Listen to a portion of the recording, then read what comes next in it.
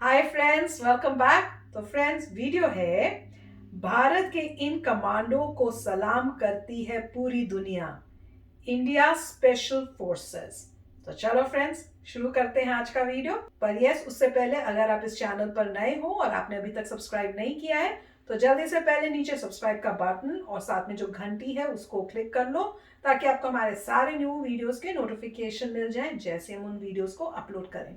And video देखने के बाद अगर वीडियो पसंद आए तो कर देना लाइक और शेयर करना ये वीडियो अपने फ्रेंड्स और फैमिली के साथ। तो चलो फ्रेंड्स, शुरू करते हैं आज का ये वीडियो। दोस्तों, भारतीय सेना दिन रात अपने देश भारत की सुरक्षा में लगे रहते हैं। चाहे देश में आई कोई आपदा हो या फिर दुश्मनों की नापाक हरकतों का जवाब देना हो, किसी भी कीमत पर ये अपने कदम पीछे नहीं हटाते। इनका सिर्फ एक ही कार्य होता है, किसी भी कीमत पर अपने देश की नागरिकों की सुरक्षा। आमतौर पर हम सभी देश की सुरक्षा के लिए भारतीय सेना, नौसेना और वायुसेना को ही जानते हैं, लेकिन भारत के पास कुछ ऐसे स्पेशल फोर्सेज है जो किसी के नजर में आए बिना दुश्मनों के दांत खट्टे कर देती है। आइए आज के इस वीडियो में जानते हैं भारत के ऐसे ही कुछ स्पेशल फोर्सेस के बारे में। Number 8, special frontier force. Bharat चीन 1962 युद्ध के बाद भारत ने इस फोर्स का गठन किया था। इस फोर्स से कहा गया है कि चीन की ओर से कोई भी कार्यवाही हो तो ये फोर्स छुपकर दुश्मन की सेना को उसकी सीमा में घुसकर पीछे खदेड़ दे। हालांकि भारत ने कभी भी इस फोर्स का इस्तेमाल नहीं किया है, लेकिन यह फोर्स भारत के रॉ संगठन के साथ काम करती है, जो भारत का एक खुफिया संगठन है। इस फोर्स को किसी भी मिशन में जाने से पहले भारत के प्रधानमंत्री को सूचना देना पड़ता है। इस फोर्स का गठन 14 नवंबर 1962 को किया गया था। Number 7, force 1। मुंबई में आतंकवादी हमले के बाद महाराष्ट्र की सरकार ने फैसला किया कि वो अपनी नगरों की सुरक्षा के लिए एक खुद की फोर्स बनाएगी। इसी के बाद उन्होंने फोर्स 1 का गठन किया। इस फोर्स की खासियत इनकी रफ्तार है। ये 15 मिनट में अपनी सभी हथियारों के साथ तैयार हो जाते हैं। इनकी ट्रेनिंग में DRDO, NSG और इसराइल के साइरेट मटकल फोर्स की कड़ी मेहनत लगती है। विस्फोट की सभी जानकारी और अचूकता से अपने टारगेट पर गोली चलाना इन्हें सबसे अलग बनाता है। कहा जाता है कि मुंबई में किसी भी आतंकवादी हमले को ये आसानी से रोक सकते हैं। इस फोर्स का गठन 2010 में किया गया था। इस फोर्स का महत्वपूर्ण काम महाराष्ट्र को आतंकवादी हमलों से सुरक्षित रखना है। Number 6, para commandos. भारत की पैरा कमांडोज घातक फोर्सेज में से एक है। ये सिर्फ जमीनी युद्ध ही नहीं बल्कि आकाश में भी लड़ सकते हैं। पैरा कमांडोज ने 1971 और 1999 की जंग में एक अहम भूमिका निभाई थी। पैरा कमांडो को आकाश से कूदकर दुश्मन के इलाके में जाने की महारत हासिल है। सर्जिकल स्ट्राइक में पैरा कमांडो ने पाकिस्तान के कश्मीर में घुसकर आतंकवादियों के ठिकानों को तबाह किया था। पैरा सिर्फ आतंकवादियों से निपटने और बंधकों को बचाने के लिए मशहूर है। पैरा कमांडो भारत की पहली और सबसे पुरानी पैराशूट रेजिमेंट है। पैरा कमांडो का गठन 1966 में किया गया था और पैरा कमांडो की ट्रेनिंग 3 साल तक चलती और बहुत ही कठिन मानी जाती है। नंबर 5, घातक फोर्स। घातक फोर्स का काम भारतीय थल सेना के साथ लड़ना है। इस फोर्स में 20 फौजियों की पलटन होती है और इनका कार्य है दुश्मनों को चौंकाना और अचंभे में डाल फिर दुश्मनों पर हमला करना। ये फोर्स थल सेना के आगे चलते हैं ताकि सेना को आने वाले खतरों की जानकारी दे सके, ताकि भारतीय सेना दुश्मनों की कार्रवाइयों का जवाब दे सके। ये बड़े बड़े जंगी हथियारों से दुश्मनों पर दूर से ही वार कर सकते हैं। कारगिल के युद्ध में इनका भी हाथ था। इनकी ट्रेनिंग भी कठिन होती है। इन्हें हाथों में बंदूक पकड़कर और पीठ पर 20 किलो वजन रखकर मीलों तक दौड़ाया जाता है। इस ट्रेनिंग से घातक फोर्स शारीरिक रूप से काफी मजबूत होते हैं। Number 4, cobra commandos. कोबरा दुनिया के बेहतरीन मिलिट्री कमांडोज में से एक है। ये CRPF की स्पेशल फोर्स है। इनका काम है जंगल में चल रही युद्ध को लड़ना। इनके लड़ाई लड़ने के तरीके को गोरिल्ला टैक्टिक्स भी कहते हैं। इस फोर्स का गठन खास तौर पर नक्सलवाद को खत्म करने के लिए किया गया है, क्योंकि नक्सली जंगलों के भीतर छुपे रहते हैं। इसी वजह से कोबरा कमांडो को उन्हें ढूंढने का काम दिया जाता है। इस फोर्स का गठन 12 सितंबर 2008 को किया गया था। इन्हें 3 महीनों की ट्रेनिंग दी जाती है और इस ट्रेनिंग में इन्हें खास तौर पर जंगलों के बारे में बताया जाता और जंगलों में मुश्किल के वक्त अपने आप को जिंदा कैसे रखे सिखाया जाता है। Number 3, Marcos. मार्कोस भारतीय नौसेना की घातक स्पेशल फोर्स है। ये हर तरह के कामों में माहिर है, चाहे वो दुश्मनों से लड़ना हो, बंधकों को बचाना हो या डायरेक्ट युद्ध हो। इन्हें समुद्र में युद्ध लड़ने की महारत हासिल है। मार्कोस कमांडो को दाढ़ी वाला फौजी के नाम से भी जाना जाता है, क्योंकि ये किसी भी मिशन में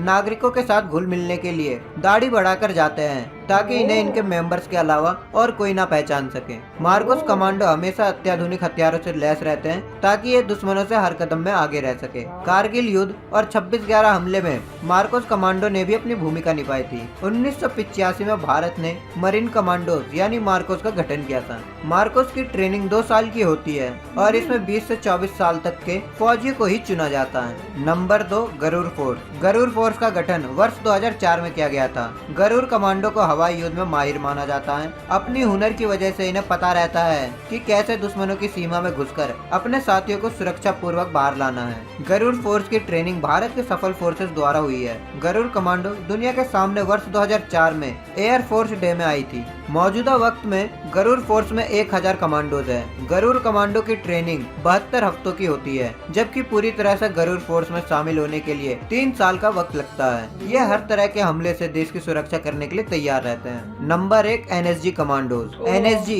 या ब्लैक कैट कमांडो देश में सबसे स्पेशल फोर्सेज में से एक है। ये फोर्स किसी भी काम को करने के लिए बिल्कुल भी नहीं हिचकिचाती है, फिर चाहे वो दुश्मनों को ढूंढ कर निकालना हो या देश में छुपे आतंकवादियों को मारना हो। 1984 में NSG कमांडो फोर्स का गठन किया गया था। 26/11 आतंकी हमले में बिना किसी मुसीबत के सफलतापूर्वक आतंकियों से निपटने में इनका बहुत बड़ा हाथ था। ऑपरेशन ब्लू स्टार जैसे बड़े ऑपरेशन को भी NSG कमांडोज ने अंजाम दिया है। NSG कमांडो न सिर्फ भारत बल्कि दुनिया भर के बेहतरीन कमांडो में से एक है। ये हर दिन ट्रेनिंग में रहते हैं ताकि किसी भी आपातकालीन समय में ये देश को बचाने के लिए तैयार रह सके।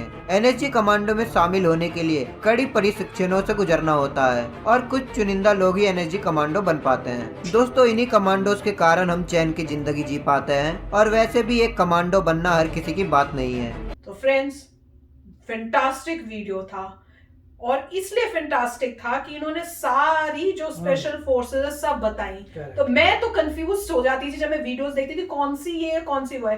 तो अब इस वीडियो से सब क्लियर हुआ कि हमारी स्पेशल फोर्सेस कौन सी है। और अगर आपको याद हो, एक वीडियो थी अभी हमने रिसेंटली की थी और मैं उनको कह रही थी आर्मी की है, और वो आर्मी की नहीं थी, वो स्पेशल फोर्सेस थी। तो वो तो मतलब आर्मी से रिलेटेड नहीं होती, वो तो रॉ से रिलेटेड होती है। तो अब पता चला कौन कौन सी हैं स्पेशल फोर्सेस।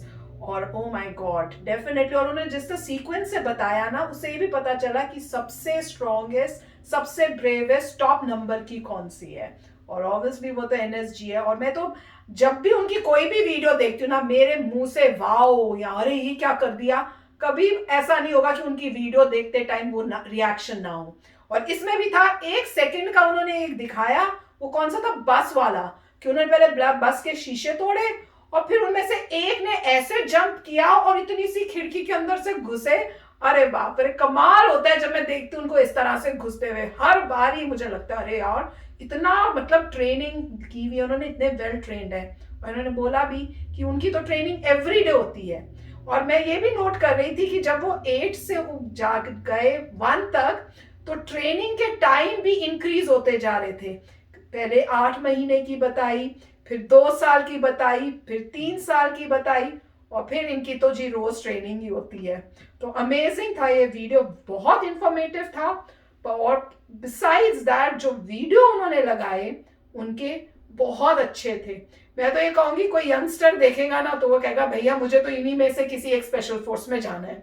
इतने अमेजिंग थे, मजा आ गया। बहुत अच्छी वीडियो बनाई है। और अगर कोई यंगस्टर देखेगा तो वो यही बोले कि मुझे NSG में जाना है। ऋषि देखेगा वो भी यही कहेगा, अरे वाह मैंने भी ये करना है, हर बंदा पढ़ाई छोड़ो मैं तो जा रहा हूँ। हर बंदा जो भी देखेगा यंगस्टर वो यही कहेगा यार मेरे को तो NSG जाना है, और कोई बड़ी बात नहीं है।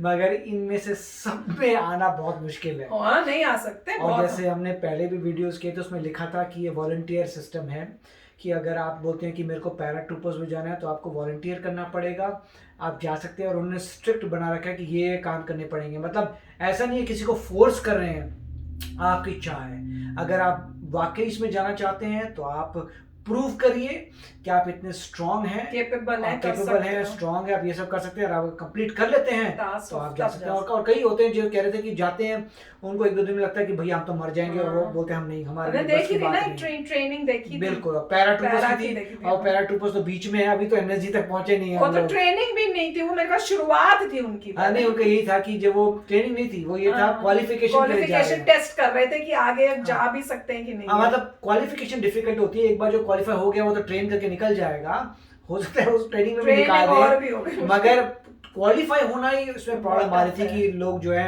दिखा रहे थे दो दिन बाद एक भाई साहब बोल रहे थे मैं तो वापस जा रहा हूँ, मैं तो जहाँ हूँ वहीं ठीक है, क्योंकि बहुत अच्छा काम किया, वॉलंटियर किया हुआ है कि आप ट्राई करिए, अगर आपसे नहीं होता वापस चलिए अपने अगले साल फिर ट्राई करिए, रोक नहीं रहा कोई। जब आपको वाकई लगेगा मैं स्ट्रांग एनफ हूं करने के लिए, you are most welcome to do. तो बहुत अच्छा इन्होंने किया, और ये सारे वही होंगे जो आगे एक एक लेवल आगे जा रहे हैं, क्योंकि ऑफ कोर्स कोई ऐसी पाबंदी नहीं होगी, अगर कोई मान लीजिए बन जाता है पैराट्रूपर बोलेगा मेरे को एनर्जी बनना है, उसे बोलेंगे ठीक है कर ले ट्राई जाके, ये ट्रांसफर्स की कोई प्रॉब्लम नहीं होनी चाहिए, आप ट्रांसफर करिए, आप यहाँ से एनर्जी बनी, अगर आपको लगता है स्ट्रांग है तो बहुत अच्छी बात है। और मेरे ख्याल से इसमें लाइफ भी ऐसी होती होगी कि आप 20 साल में आ रहे हैं और 26 साल हो गए तो आपको अलग में डाल देते होंगे, चलो आपका काम खत्म हो गया। ये जॉब सिर्फ 20 से 4-5 साल की है, क्योंकि उनको यंग बंदे चाहिए जो एट द मोस्ट, जिनमें जो फिजिकली जो सबसे पावरफुल है उस वक्त जाइए, और जब आपकी एज हो जाती है उसे रिटायर कर देते होंगे कि अब आप दूसरी फोर्स में चले जाइए। मगर कमांडो सिर्फ ये एज होगी मेरे ख्याल से, मुझे पता नहीं आप बताइए, पर मुझे लग रहा है। मगर वो दाढ़ी वाले कॉन्सेप्ट मुझे बहुत अच्छा बड़ा लगा, अच्छा था सच में। क्योंकि वो यूएस में भी कॉन्सेप्ट है कि ओह। यूएस में भी एक स्पेशल फोर्सेस है जो जाती है, लोगों से घुल मिल जाती है, दाढ़ी वाड़ी बनाती है, ऐसा लगता है कि वहीं के लोग। वो एग्जांपल दे रहे थे यूएस के केस में, अफगानिस्तान का एग्जांपल था कि उनको बहुत ही जबरदस्त अफगान पश्तून बोलनी आती है, तो वो वहाँ जाते हैं, मतलब अपने ऊपर मतलब अपनी दाढ़ी उड़ाते हैं जिससे ज्यादा गोरे ना नजर आए, वहीं के लोगों की वही तरह बोलने नजर वाली आए, थी कि और अपनी मूछें कटवा लेते हैं, मतलब पूरे भेस बदल लेते हैं उनकी तरह, पश्तून कलर भी कर ले तो अपने बालों को भी डाई कर लेते हैं, और जबरदस्त पश्तून बोलते हैं। तो लोगों को पता ही नहीं कि भाई तो यूएस के बंदे थे, तो पूरी यूनिट थी उनकी जो गांवों में रहती थी, यूनिट। और उन्होंने मतलब वो उसमें थोड़ा एक्सट्रीम दिखाया था, इतनी यूनिट थी कि उन्होंने लोकल लड़कियों से भी शादी कर ली, उनके बच्चे भी हो गए।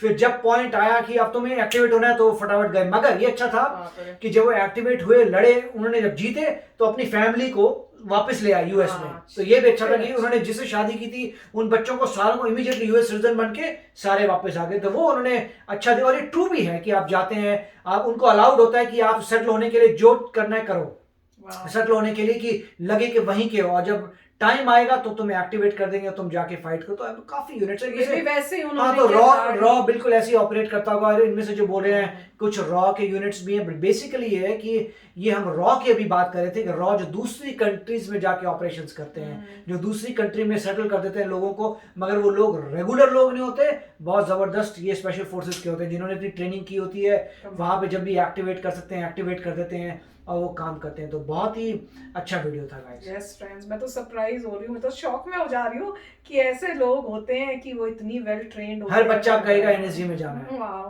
वेल डेफिनेटली अमेजिंग है। तो फ्रेंड्स चलो चलते हैं, मिलेंगे नेक्स्ट वीडियो में बहुत ही जल्द। Till then take care and bye bye.